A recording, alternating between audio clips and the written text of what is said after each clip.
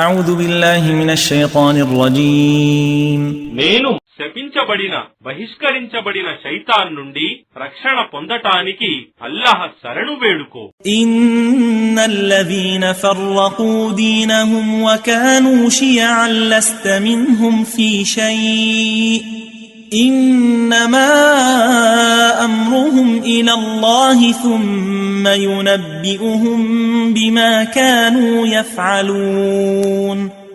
నిశ్చయంగా ఎవరైతే తమ ధర్మంలో విభేదాలు కల్పించుకొని వేర్వేరు తెగలుగా చీలిపోయారో వారితో నీకు ఎలాంటి సంబంధం లేదు.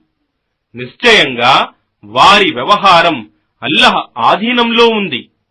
తరువాత ఆయనే వారు చేస్తూ ఉన్న కర్మలను గురించి వారికి తెలుపుతాడు.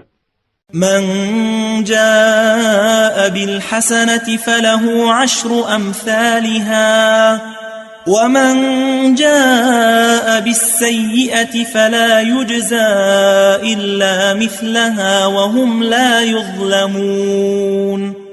ఎవడు ఒక సత్కార్యం చేస్తాడో అతనికి దానికి 10 రెట్లు ప్రతిఫలం ఉంటుంది.